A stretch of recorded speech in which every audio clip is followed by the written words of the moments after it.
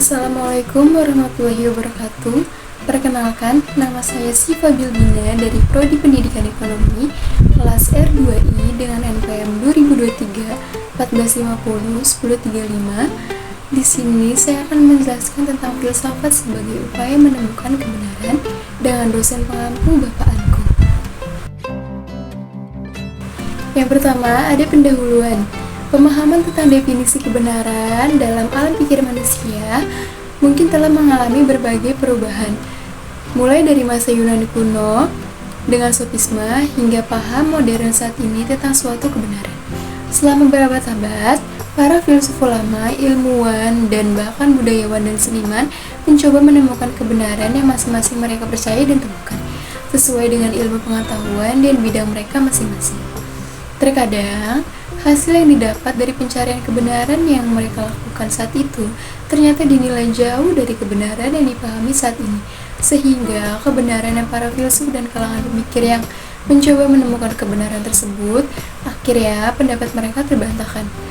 Namun kendati hasilnya dinilai jauh dari kebenaran dengan selang waktu yang cukup lama, hingga terpatahkan oleh kebenaran yang orang lain temukan, kebenaran sebelumnya tersebut telah membentuk merubah dunia seperti saat ini. Berikutnya, definisi kebenaran.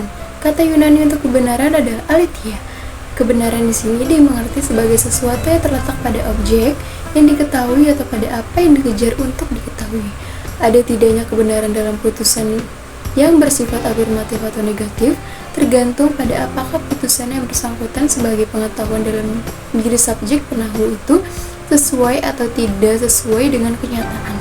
Di sini kebenaran dimengerti sebagai persesuaian antar subjek penahu dengan objek yang diketahui. Selanjutnya ialah 3 jenis dan kajian kebenaran. Yang pertama, kebenaran epistemologikal adalah pengertian kebenaran dalam hubungannya dengan manusia.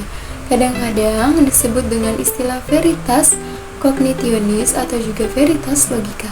Yang kedua, kebenaran ontologikal adalah kebenaran sebagai sifat dasar yang melekat pada segala sesuatu yang ada ataupun diadakan.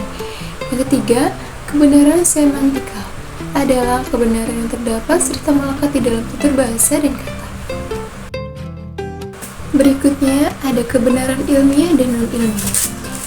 Pertama, kebenaran berkaitan dengan kualitas pengetahuan, di mana setiap pengetahuan yang dimiliki ditilik dari jenis pengetahuan yang dibangun. Pengetahuan itu berupa pengetahuan biasa, ilmiah, filsafat, dan agama.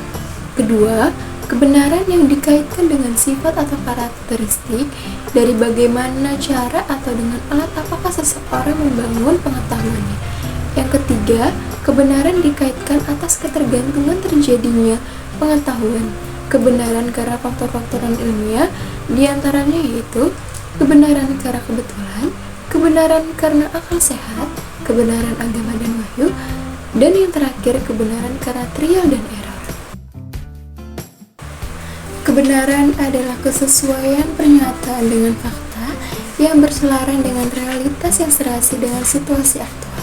Nah, di sini ada 4 unsur yang perlu diperhatikan.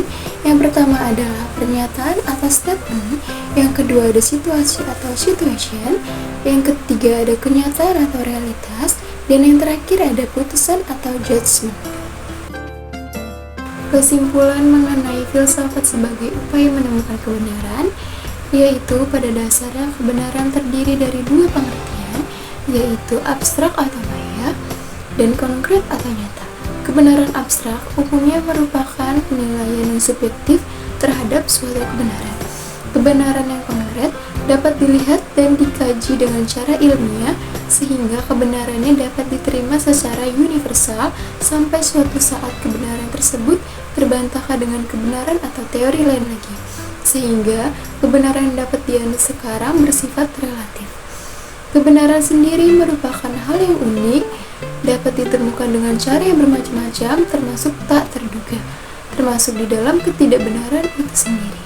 Kebenaran yang coba diraih ialah kebenaran yang hakiki, namun untuk mencapainya sedikit sulit untuk diterima karena kebenaran yang hakiki berasal dari Tuhan. Dan hal tersebut sulit dicapai dengan pemikiran logika. sehingga kebenaran yang dapat dicapai saat ini ialah kebenaran ilmiah. Sekian penjelasan saya mengenai filsafat sebagai upaya menemukan kebenaran. Kurang lebihnya mohon maaf. Wassalamualaikum warahmatullahi wabarakatuh.